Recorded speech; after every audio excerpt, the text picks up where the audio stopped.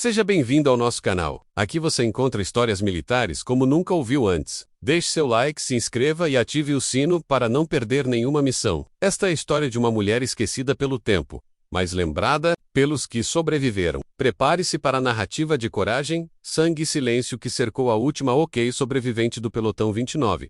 O ano era 1942, e a Europa tremia sob o som dos canhões e botas marchando. No coração de uma base militar escondida entre montanhas geladas, soldados comiam em silêncio. Ali, no fundo do refeitório, uma mulher sentava-se sozinha, com os olhos fixos no prato frio. Seu nome era Helena Kruger, mas poucos sabiam disso. Os recrutas a chamavam de a fantasma do refeitório, por seu jeito calado e distante. Zombavam de sua postura rígida, dizendo que ela vivia em outro século. Mal sabiam que ela tinha vivido o inferno que eles apenas treinavam para enfrentar. Suas mãos tinham calos não de ferramentas, mas de segurar fuzis por dias seguidos. Seu olhar atravessava o presente e se fixava nas trincheiras de um passado sangrento. E naquela manhã gélida, um novo grupo de jovens soldados riu ao vê-la em silêncio. "Ei, avó, quer ajuda para cortar o pão?" gritou um deles, rindo. Alto outros bateram nas mesas, gargalhando com escárnio juvenil. Helena não levantou a cabeça, continuou cortando o pão com precisão cirúrgica. Um tenente mais velho,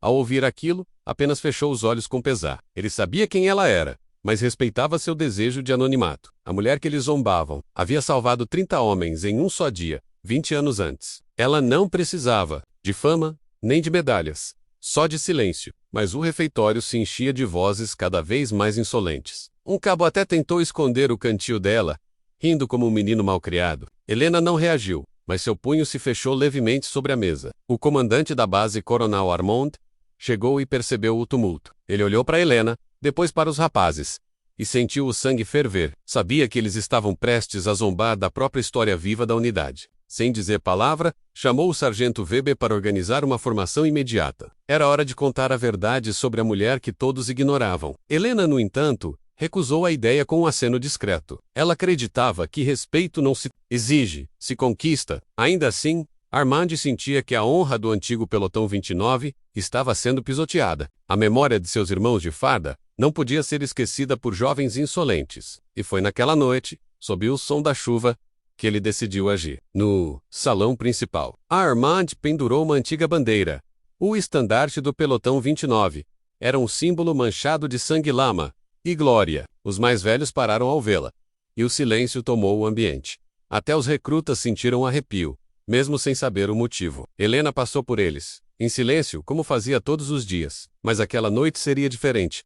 Pois o passado estava prestes a ser revelado. Armand reuniu todos na sala de instrução e apagou as luzes. Acendeu um projetor antigo e colocou uma fita de rolo que havia guardado por anos. Na tela surgiram imagens de um campo devastado pela guerra. E no centro delas, uma mulher de rosto sujo, segurando um rifle. Era Helena. A respiração dos soldados ficou pesada diante das imagens da fita. Tiros, explosões e corpos sendo arrastados apareciam em preto e branco. Helena, com o uniforme rasgado, dava ordens a homens 2 vezes maiores. Ela gritava, corria, atirava e carregava feridos sozinha pelos barrancos. O silêncio tomou a sala menos ninguém ria mais. Armand pausou o filme e olhou para os jovens. Ela foi a última a sair daquela trincheira viva.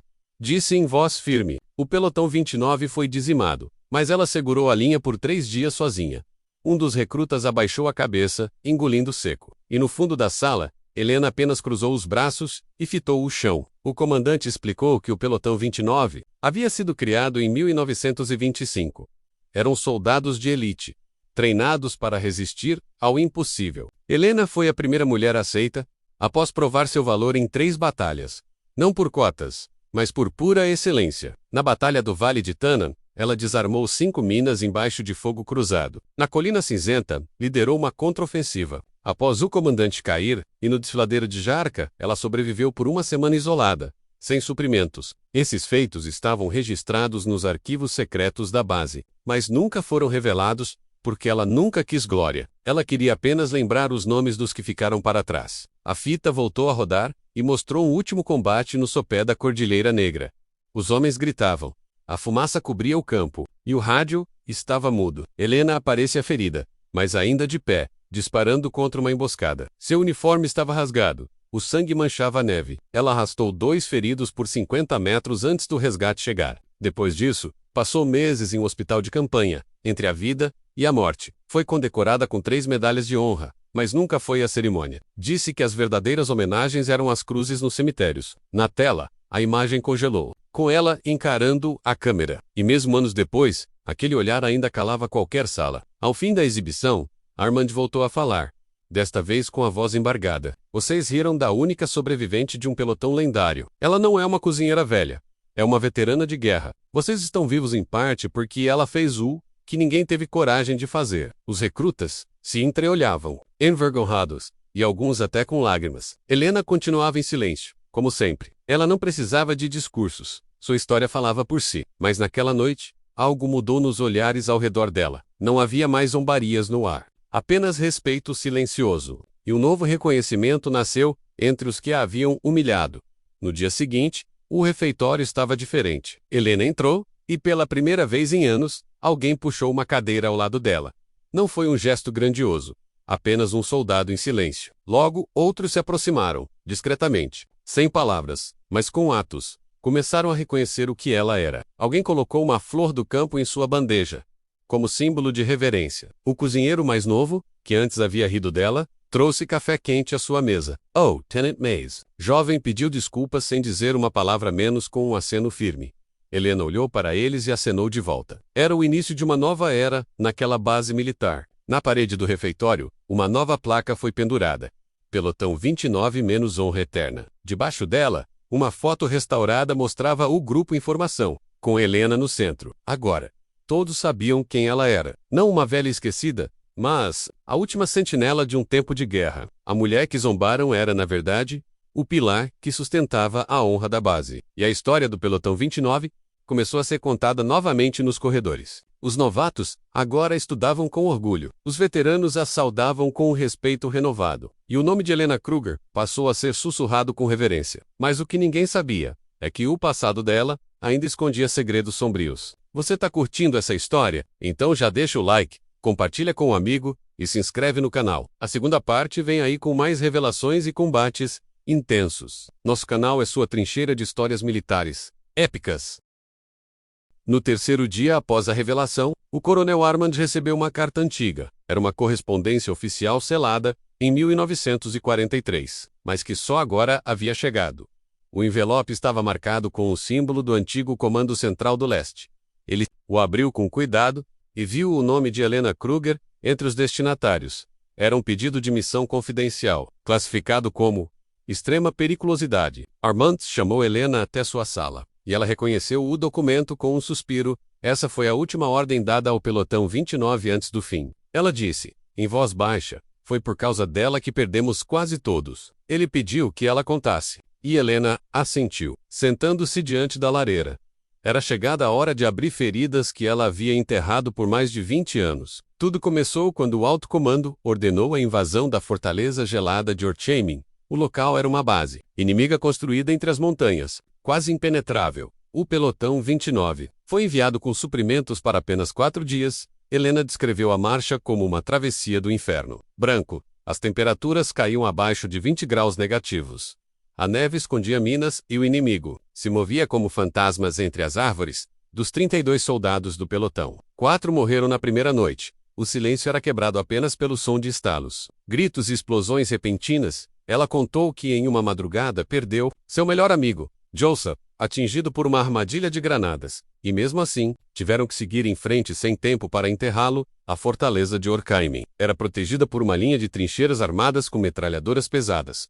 O ataque foi planejado para ser noturno, com suporte aéreo que nunca chegou. Helena liderou um grupo de 5 homens pela lateral do vale, para tentar cortar a comunicação inimiga. Caminharam por um desfiladeiro estreito, escorregando entre gelo e sangue seco. No terceiro dia, ficaram sem munição e começaram a racionar a comida. O rádio parou de funcionar após ser atingido por estilhaços. Helena improvisou sinalizações com espelhos e fumaça, mas ninguém respondeu. A emboscada veio ao amanhecer. Com fogo cruzado de 3 posições elevadas, ela ficou ferida no ombro, mas conseguiu arrastar 2 soldados para uma caverna. Ali, ela sobreviveu mais 2 dias, apenas com neve derretida e um punhado de carne seca. Os sobreviventes se tornaram apenas números nas listas de desaparecidos. Enquanto isso, Helena decidiu contra-atacar. Sozinha, desceu o flanco da montanha e explodiu um depósito de munição inimiga. Usou dinamites que encontrara em uma carroça destruída. Essa explosão desestabilizou a frente inimiga por tempo suficiente para uma pequena tropa avançar. Foi nessa operação que o exército encontrou os destroços do pelotão 29. A maioria dos corpos estava irreconhecível, congelados no tempo, mas entre eles estava Helena, viva, tremendo, segurando um rifle quebrado. Disseram que ela estava murmurando os nomes dos companheiros mortos. Ela havia riscado uma cruz para cada um na parede da caverna onde se refugiou, de volta ao presente. Armand sentia o peso daquela revelação. Ele sabia que ninguém na base compreendia a verdadeira profundidade do trauma de Helena. Ela havia perdido mais do que sangue, havia perdido uma família de guerra. Mesmo assim, ela continuava firme, fiel à missão de manter viva a memória do pelotão 29. O coronel organizou uma cerimônia silenciosa no pátio da base. Lá, sob uma nevasca simbólica, foi fincado um novo memorial. Em honra aos que morreram em silêncio, dizia a placa. Helena foi chamada para acender a tocha da lembrança. Ao fazê-lo, lágrimas desceram sem que ela percebesse. Foi a primeira vez que os soldados a viram quebrar a rigidez. Os dias que se seguiram foram marcados por mudanças na rotina da base. Helena passou a ministrar pequenas aulas de sobrevivência para os recrutas. Não usava livros, só mapas e histórias de combate real. Seus ensinamentos eram duros, mas marcantes. Asterisk. Ela mostrava como purificar água com carvão e tecido, como desarmar armadilhas simples, mas o que mais impactava eram as histórias, que contava ao final de cada aula. Não falava como heroína, mas como alguém que teve medo e lutou mesmo assim. Cada lição era acompanhada por um silêncio pesado entre os ouvintes. Até os mais céticos passaram a anotar tudo em cadernos improvisados. Aquela mulher que antes era piada, agora era reverenciada. Como um manual vivo de guerra, durante uma inspeção, um novo general chegou à base. Ele era jovem, pomposo e desacreditava de relíquias humanas. Disse que mulheres velhas não têm lugar em unidades de combate. Essa fala, ouvida por um sargento, logo se espalhou entre os corredores. Quando Armand soube, quase perdeu o controle, mas Helena apenas disse: "Deixe-o ver com os próprios olhos." Na manhã seguinte, o general foi convidado para assistir a um exercício simulado. Helena liderou uma patrulha em um treino de infiltração. Com sua tática, conseguiram eliminar todos os sentinelas inimigos do exercício. O general, embasbacado, pediu desculpas diante de todos. Helena nunca buscou reconhecimento, mas agora era impossível ignorá-la. Ela começou a receber cartas de outros veteranos espalhados pelo país. Alguns haviam servido com ela, outros apenas ouviram as lendas. Ela respondia a todos com frases curtas e diretas. Um deles mencionou algo sobre a verdade esquecida de Horkheim. Essa frase acendeu uma chama no coração de Helena. Ela voltou aos arquivos da base e começou a revisar relatórios antigos. Havia inconsistências nos dados, lacunas de tempo e ordens conflitantes. Pela primeira vez, ela suspeitava que o pelotão 29 tivesse sido enviado para morrer, e decidiu investigar. Mesmo que isso custasse sua paz, a busca pela verdade a levou até os porões da base. Ali estavam os arquivos mais antigos e sensíveis da unidade. Ela passou dias catalogando documentos, mapas e transmissões de rádio. Descobriu que havia um espião no comando aliado, repassando informações ao inimigo. O nome era codificado como Raposa Negra. Esse traidor foi o responsável por enviar o pelotão 29 direto para uma emboscada, mas o dossiê oficial dizia que foi erro de navegação. Helena tremeu ao perceber que seus irmãos de farda foram sacrificados. Ela levou as provas até Armand, que ficou em silêncio por longos minutos. Ambos sabiam. Essa verdade não poderia mais ser enterrada. Armand convocou o Conselho Militar Regional para uma reunião de emergência. As provas apresentadas por Helena deixaram todos em choque. Foi instaurada uma investigação oficial para revisar as campanhas do leste. O nome de Helena Kruger voltou a aparecer em documentos oficiais. Desta vez, não como soldado, mas como denunciante e heroína. A imprensa tentou entrevistá-la, mas ela recusou todas as aparições. Ela disse: "A justiça não é feita com câmeras, é feita com memória." O Estado finalmente reconheceu o sacrifício do pelotão 29. Uma nova medalha foi criada em nome da unidade desaparecida, e Helena foi condecorada. Em nome de todos os que caíram, estamos quase no final. Se essa história te arrepiou, imagine o que vem agora. A terceira parte está chegando com desfecho poderoso. Curte, compartilha e se inscreve, para não perder o final da saga da última OK, sobrevivente do pelotão 29. Com a medalha em mãos, Helena permaneceu em silêncio absoluto. Ela não a exibiu, não a pendurou, apenas a guardou em uma caixa de ferro. Aos olhos dela, aquilo era apenas um símbolo tardio. O verdadeiro reconhecimento estava nas cruzes que desenhara na caverna. Mesmo assim, os soldados da base começaram a se reunir ao redor dela. Queriam aprender, entender e homenagear os que haviam caído. Um grupo pediu a Helena que contasse a história completa do Pelotão 29.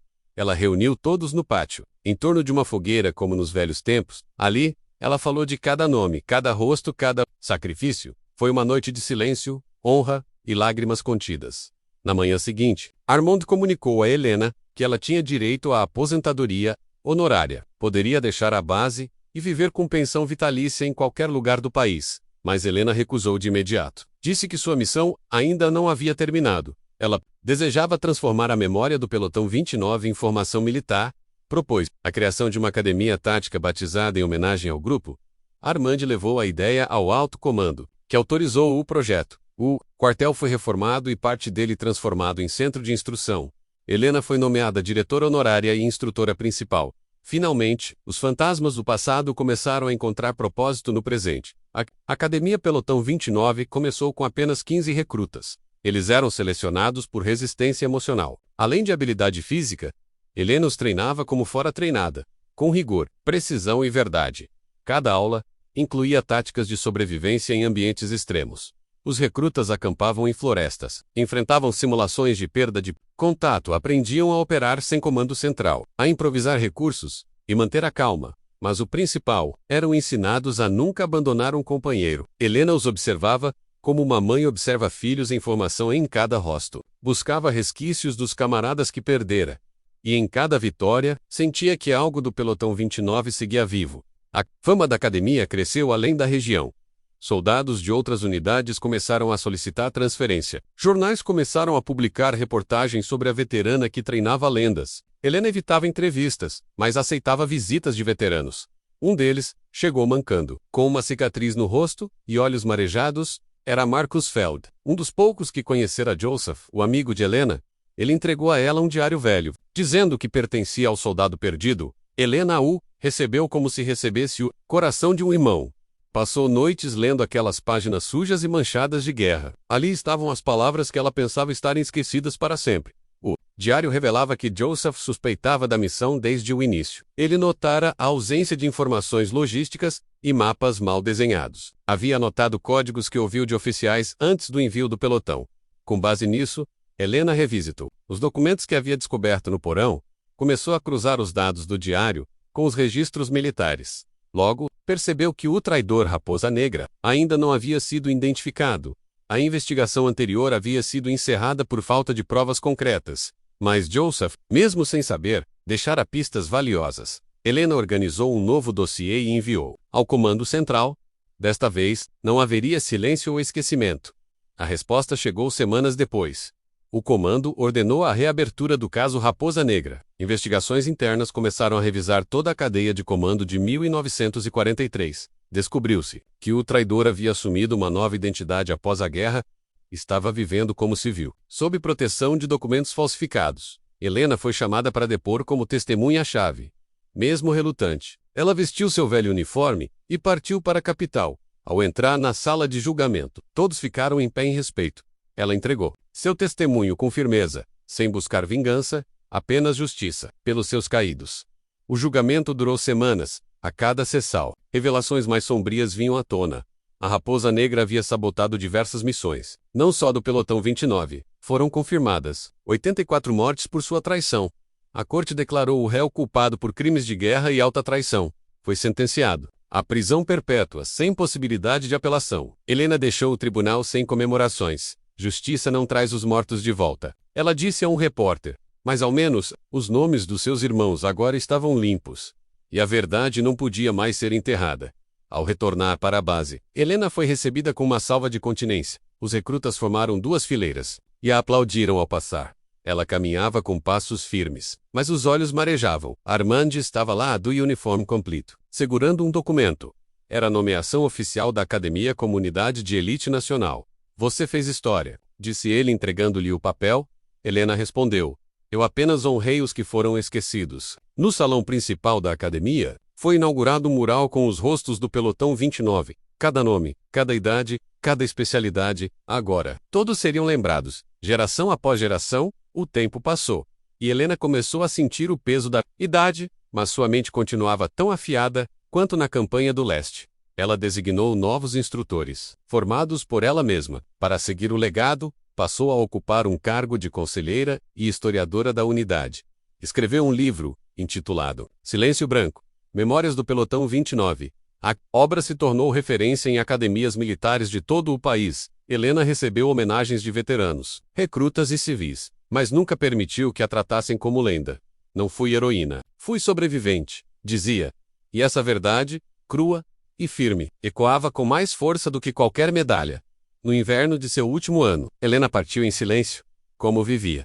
Morreu dormindo, segurando o diário de Joseph junto ao peito. Seu funeral foi realizado na base.